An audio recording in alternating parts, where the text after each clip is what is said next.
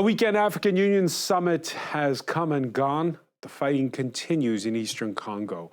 After taking Goma, Rwanda-backed M23 rebels fighting for control of the border city of Bukavu. This as nearby Burundi says it's had to take in up to 10,000 refugees since the start of the offensive. Emerald Maxwell has more. Vendors selling fruit and people milling about. A day after M23 rebel fighters entered the center of Bukavu, the city appeared calm. We're less afraid now.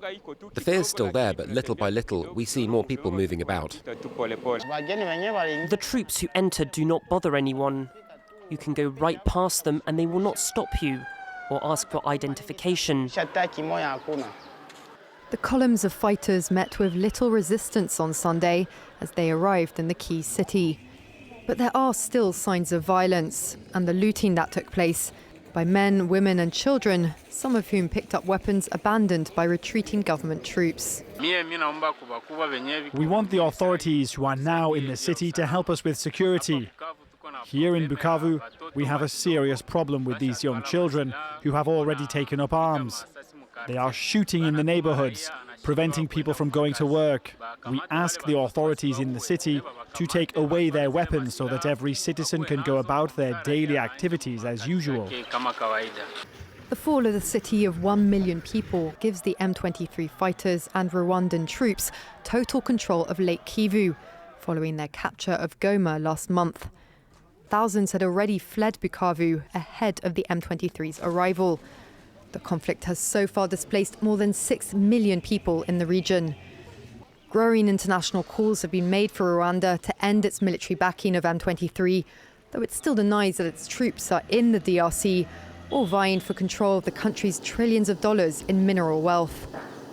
At the African Union summit over the weekend, leaders continued to call for a ceasefire, although they've been reluctant to take decisive action against M23 or Rwanda, which has one of Africa's most powerful militaries.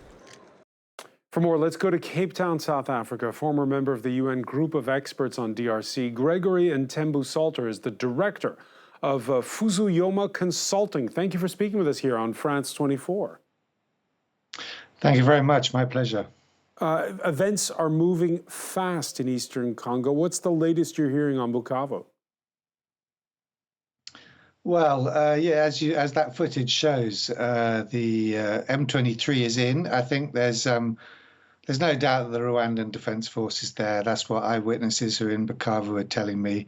But it doesn't seem like there's been a huge. There aren't reports that troops have crossed over from the border town of Changugu in the last day or so. But people are saying they're seeing Rwandan troops there. It's highly likely. What else are they telling you? Well, that there's some crises brewing. One of the problems in both Goma and Bukavu is that all the Congolese francs that people use for their daily transactions and the dollars come from Kinshasa. And there's no flight connections anymore. So the commercial banks are running out of money. It's not clear how anyone's salaries are going to be paid. The money that's in circulation in the markets is starting to run out.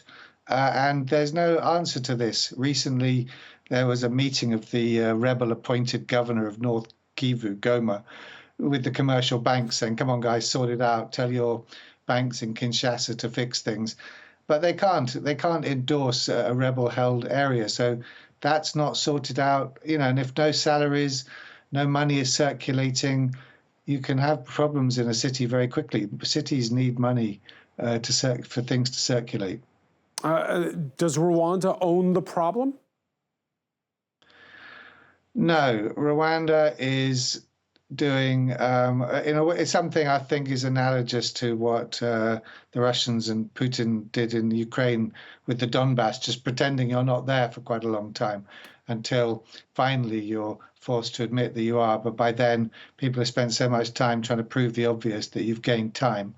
They actually did the same thing 20-odd years ago, and President Paul Kagame finally admitted it when then South African President Nelson Mandela pressed him on the point. But so far, no one's been able to get him to really admit it. But we all know it's there. I mean, it's hiding in plain sight. It's not even Gregory, hiding, really. Is it simply him trying to keep a control of what's going on at his border, or is this a land grab? Well, this is what we're trying to work out. In previous, some Congolese speculating, certainly the M23 rebels, who they're in alliance with, are talking about going all the way to Kinshasa and capturing power. I think the problem with that is if you do that with Rwandan backing, it's actually the animosity towards Rwanda from the rest of Congolese that it's hard for a president for that to stick.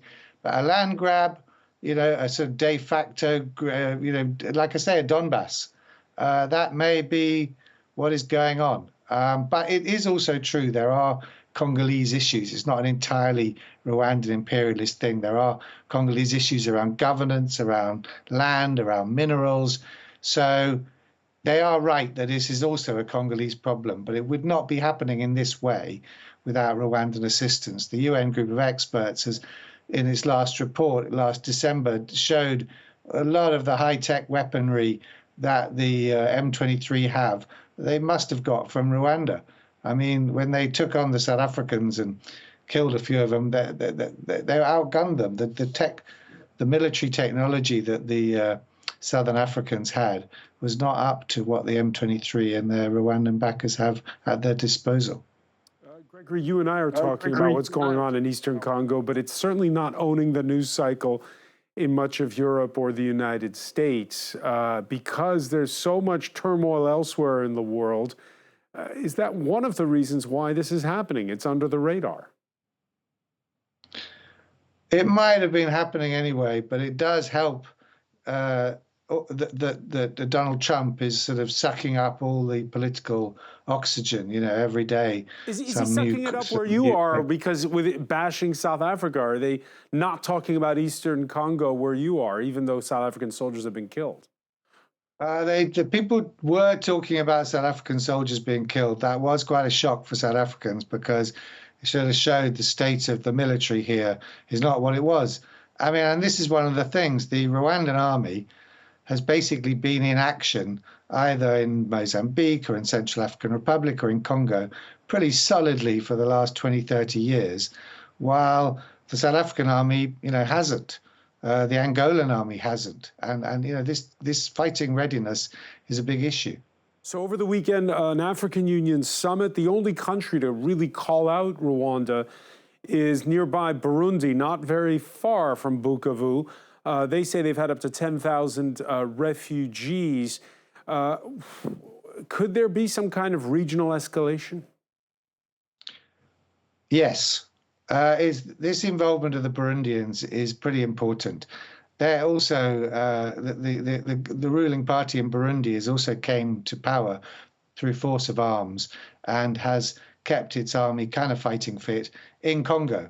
And I think the chances are rising to above 50% that there will be a clash of Burundian and Rwandan forces in Eastern Congo.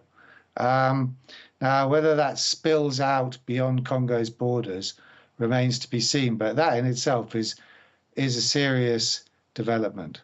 And one final question for you, as a former member of the UN group of experts, what would you say if you were whispering into Secretary General Antonio Guterres' ear, Guterres, who was present at that summit? I mean, Guterres knows what's going on and he's called it out, but the Security Council is dysfunctional. So he gets routinely ignored. He's been calling out on the dangers of this. I mean, actually, so have the French and the British and the Americans. There's a lot of calling out going on. But all those countries doing the calling out, they also like the fact of having Rwandan troops doing the dirty work for them in northern Mozambique against Islamic insurgents, and being in Central African Republic where none of them want to lose their own troops. So that is giving Rwanda some leverage.